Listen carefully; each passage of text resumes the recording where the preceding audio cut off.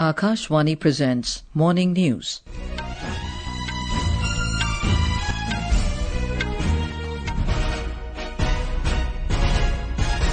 Good morning, I'm Anuja Kumar. The headlines.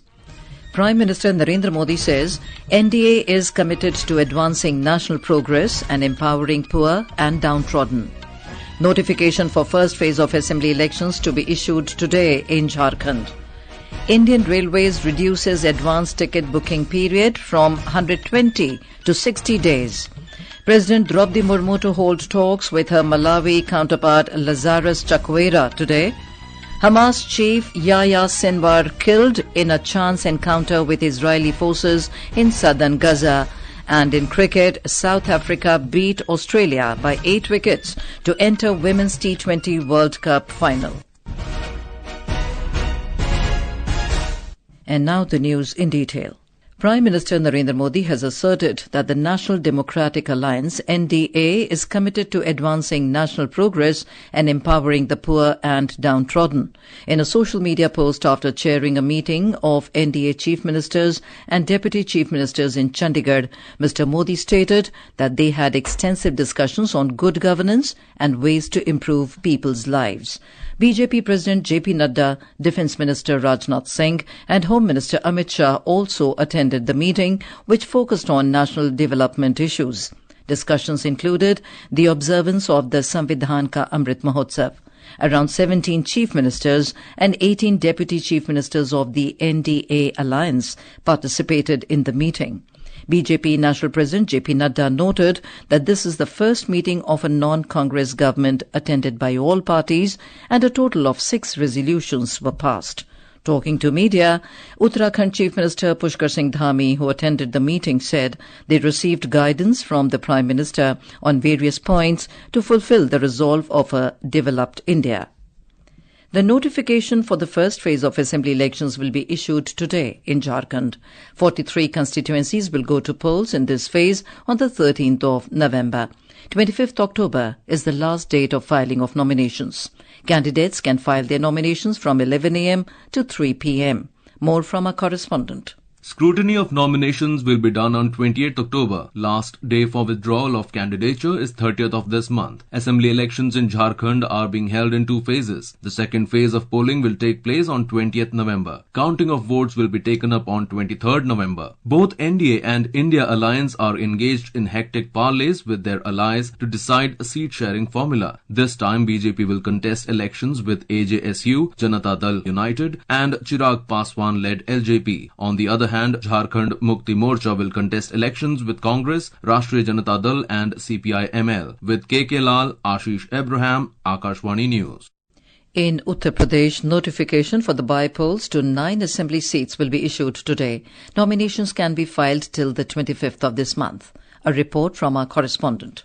The assembly seats where by-elections will be held are Katehri, Karhal, Mirapur, Kundarki, Phulpur, Sismou, Ghaziabad, Majhwa and Khair. Out of these 9 seats, 4 were held by Samajwadi Party, 3 by BJP, 1 each by BJP allies Nishat Party and the SP's former ally Rashtriya Lok Dal. 8 out of these 9 seats except Sismou fell vacant after its MLAs were elected as MPs in the recent Lok Sabha polls. In Sismou, the by-poll is being held due to the disqualification of SPM MLA Irfan Solanki, who was convicted in a criminal case. The Samajwadi Party has already announced candidates on 7 seats, including party chief Akhilesh Yadav's cousin Tej Pratap Yadav as its candidate from Karhal. BJP has not announced the names but decided to field its candidates on 8 out of these 9 seats, except Mirapur, where its ally RLD will field the candidate. Sushil Chandra Tiwari, Akashvani News, Lucknow.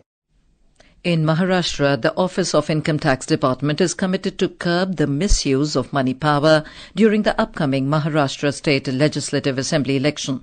In a bid to ensure fair elections, an election expenditure monitoring mechanism consisting of a 24/7 control room has been set up by the Income Tax Department, Mumbai. This will be in operation till the Model Code of Conduct is in force. This is to enable the people to provide information regarding cash and valuables utilized in electioneering purposes. Indian Railways has reduced the advance ticket booking period by half. In a statement, Railways said that passengers will now be able to book train tickets up to 60 days in advance instead of the previous 120 days. This change will come into effect from 1st of November. Until 31st of October, passengers can continue to book tickets 120 days ahead of their journey. However, cancellations of bookings made beyond the revised 60-day advance reservation period will still be permitted. The railway said there will be no change in the case of certain daytime express trains such as Taj Express and Gomti Express, which already have shorter advance reservation periods in place. For foreign tourists, however, the time limit for advance bookings will remain unchanged at 365 days. Union Minister for Heavy Industry and Steel, H.D. Kumaraswami, will inaugurate a mega job fair in Mandya, Karnataka today.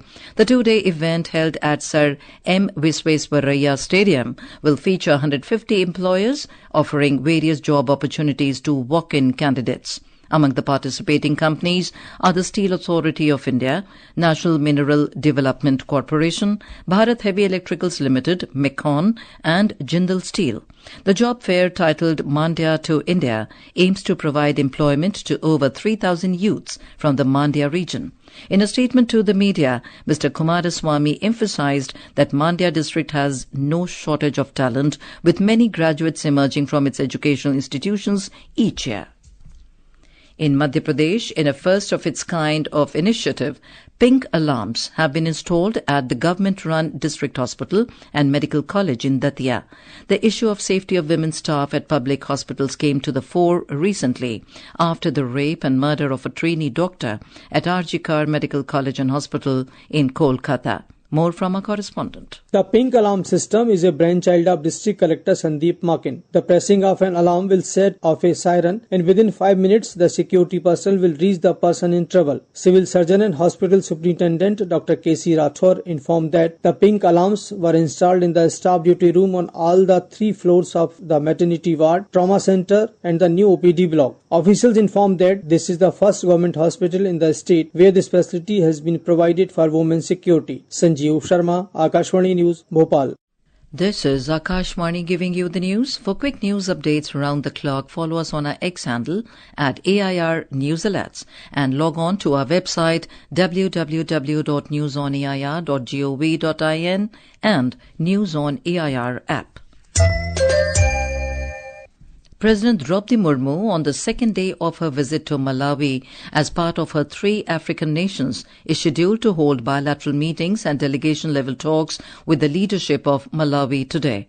A report from our correspondent. President Droupadi Murmu will be holding bilateral meetings with the President of the Republic of Malawi, Lazarus Chakwera, today. Delegation-level meetings will also be held today on various issues. The President will also visit the National War Memorial and Mausoleum. Meanwhile, the President had interacted with the Indian diaspora in a community event last evening. President urged the Indian community to continue to do the good work and to be active partners in the vision of Vigasit Bharat. हमारे प्रवासी भारतीय समाज देश की परिवर्तन यात्रा में शामिल होने और हमारे डेवलपमेंट एजेंडा को आगे आने का आग्रह करते। भारत के बाहर रह रहे हमारे देशवासियों का कल्याण करना हमारी सरकार की सर्वोच्च प्राथमिकता है। Mayusha for Agashvani News from Lilongwe. Minister of State for External Affairs Pabitra Margarita will visit Indonesia this Saturday and Sunday. He will attend the inauguration ceremony of President-elect Prabowo Subianto and Vice President-elect Gibran Rakabuming Raka in Jakarta on Sunday. This year is significant as both countries celebrate 75 years of diplomatic relations and mark a decade of India's Act East policy, of which Indonesia is an important pillar. The External Affairs Ministry stated that Mr. Margarita's participation in the inauguration ceremony reaffirms India's commitment to further strengthening the comprehensive strategic partnership between India and Indonesia. India has extended a new line of credit for over 487 crore rupees to the Mauritius government for financing of a water pipeline replacement project. This is the first ever rupee-denominated line of credit to have been extended by India for project financing to any country under the Indian Development and Economic Assistance Scheme. Hamas Chief Yahya Sinwar has been killed in a chance encounter with Israeli forces in Rafah in southern Gaza. A photo taken at the scene shows Sinwar dressed in a combat gear, lying dead in the rubble of a building that was hit by a tank shell. Israeli Prime Minister Benjamin Netanyahu praised the soldiers and made clear that however big a victory, it is not the end of the war. However, Hamas has not yet confirmed his death. Sinwar was one of the masterminds behind last year's 7th October attacks on Israel. 61-year-old Sinwar, widely known as Abu Ibrahim, was appointed head of Hamas's political bureau, succeeding Ismail Haniyeh, who was killed in Tehran in July this year. Weeks before, Israel also killed Hezbollah chief Hassan Nasrallah through air strikes in Lebanon. On to sports. In ICC Women's T20 World Cup, South Africa sealed their spot in final after beating defending champions Australia in the first semi-final match at Dubai International Cricket Stadium last night. Put into bat, Aussies were restricted at 134 runs for the loss of 5 wickets in the stipulated 20 overs. In response, the Proteas comfortably chased down the target by 18th over with Anneke Bosch's unbeaten 74 off 48 deliveries. Bosch also got the Player of the Match award for her stellar performance. The second semi-final match between New Zealand and West Indies will be played today at Sharjah Cricket Stadium. The match will begin at 7:30 p.m. IST. The winner of this match will face South Africa in the finals on this Sunday in Dubai. In sports, while India excelled in football, shooting and chess yesterday, it had a tough day in cricket. We have a report. In the SAFF Women's Football Championship, India outclassed Pakistan 5-2 at Kathmandu, Nepal yesterday. The match featured 50th international goal of prolific striker Nangangom Baladevi, who became the first Indian women footballer to do so. India will now face Bangladesh in its second Group A fixture on 23rd of October. While in the WR Chess Masters Cup, India's Arjun Erigesi defeated Maxim Vachier-Lagrave in the finals at London last night. After 2 drawn classical games, Arjun kept his composure under time pressure and won with black in tie-breaker. On the other hand, Indian men's cricket team was found struggling against the Kiwis in the first test match at Bengaluru. The gameplay of Day 3 will resume this morning after New Zealand were 180 for 3 with Rachin Ravindra and Daryl Mitchell at the crease at stumps yesterday. For Kiwis, Devon Conway scored 91, which helped the Kiwis to gain a lead of 134 runs against the hosts. Earlier, Indian team was bundled out for a mere 46 runs in the first innings. Chirag Jha, Akashvani News, Delhi. In badminton, ace Indian shuttler PV Sindhu will face Indonesia's world number 8 Gregoria Mariska Tunjung in the women's singles quarterfinals of Denmark Open today. The match will start at 4:10 p.m. IST. And now for a look at today's newspapers, it's over to Nina Arakel Matthew. Thank you, Anuja. The Supreme Court upholds grant of nationality to immigrants in Assam. The Asian Age quoting the Apex Court in a majority verdict writes Section 6A of Citizenship Act valid. While the Times of India adds Bangladeshis entering Assam after 24th March 1971 are illegal immigrants. The Economic Times headlines a study by S&P Global Ratings saying India to be third largest economy by 2030, but population poses challenges. Capital's air deteriorates just 15 points short of crossing over to very poor zone, writes Hindustan Times on the onslaught of bad air battle in Delhi. Government aims to provide insurance pension to gig workers by 2025, reports Financial Express. And finally, the Indian Express on its front page headlines writes, JNU plans Shivaji Centre, lessons from his era on Akhand Bharat concept. And with that, it's back to you, Anuja. Thank you, Nina. And now, before we end the bulletin, the headlines once again. Prime Minister Narendra Modi says NDA is committed to advancing national progress and empowering poor and downtrodden. Notification for first phase of assembly elections to be issued today in Jharkhand. Indian Railways reduces advance ticket booking period from 120 to 60 days. President Droupadi Murmu to hold talks with her Malawi counterpart Lazarus Chakwera today. Hamas Chief Yahya Sinwar killed in a chance encounter with Israeli forces in southern Gaza.